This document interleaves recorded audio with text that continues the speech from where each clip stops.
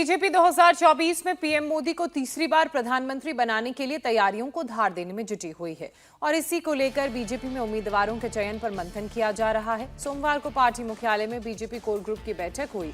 बैठक में उत्तर प्रदेश, राजस्थान, पश्चिम बंगाल, हरियाणा, उड़ीसा, सिक्किम, महाराष्ट्र और गुजरात के लोकसभा उम्मीदवारों के नामों पर चर्चा की गई। बैठक में बीजेपी के राष्ट्रीय अध्यक्ष जेपी नड्डा, गृह मंत्री अमित शाह और पार्टी के संगठन महामंत्री बीएल संतोष बैठक में मौजूद रहे। बैठक में सबसे पहले यूपी की सीटों पर चर्चा की गई और इस बैठक में बीजेपी कोटे की बची 25 सीटों पर उम्मीदवारों के नाम पर मंथन किया गया।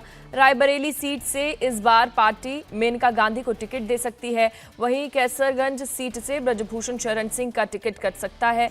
वरुण गांधी और बरेली से संतोष गंगवार का भी टिकट कट सकता है। यूपी में सबसे ज्यादा 80 लोकसभा सीटें हैं।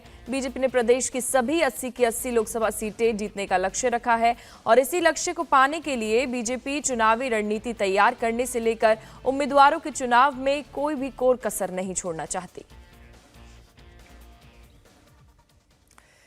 तो जैसा कि पूजा ने आपको बताया कि कोर ग्रुप की बैठक हुई और इस बैठक में कई नामों को लेकर चर्चा की गई और संभवतः ये उम्मीद जताई जा रही है कि अब बीजेपी की तीसरी सूची भी सामने आ जाएगी। तो सोमवार को बीजेपी की जो कोर ग्रुप की बैठक हुई उनमें किन किन राज्यों के उम्मीदवारों पर चर्चा की गई, सबसे पहले आपको वो बताते हैं। उत्तर प्रदेश, क्योंकि सबसे ज्यादा यहाँ पर लोकसभा की सीटें हैं, 80 संख्या है, तो उत्तर प्रदेश पर चर्चा की गई। राजस्थान, पश्चिम बंगाल, हरियाणा के अलावा महाराष्ट्र, गुजरात और उड़ीसा, सिक्किम, ये राज्य हैं जहां किन किन को सीटें दी जाएंगी। इसके अलावा किन किन का टिकट कटेगा, क्या मौजूदा सांसदों को टिकट मिलेगा या नहीं मिलेगा, या कोई नया उम्मीदवार होगा जो उनकी जगह चुनाव लड़ेगा, उसको लेकर चर्चा की गई। वहीं बीजेपी कोर ग्रुप की बैठक में हरियाणा की 3 सीटों पर प्रमुखतः नजर रही और ये हॉट सीटें भी मानी जा रही हैं। सूत्रों की अगर बात करें तो बीजेपी सबसे पहले हम बात करते हैं योगेश्वर दत्त की। सोनीपत से इनको यानी कि योगेश्वर दत्त को टिकट देना चाह रही हैं, इनको मौका देना चाह रही हैं।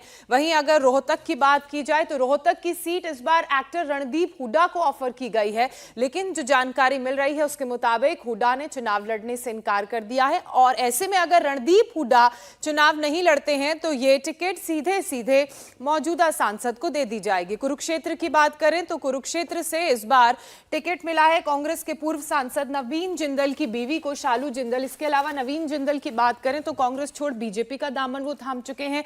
कुरुक्षेत्र से कई बार सांसद रहे हैं और ये माना ही जा रहा था कि उनके परिवार से किसी को टिकट मिल सकता है।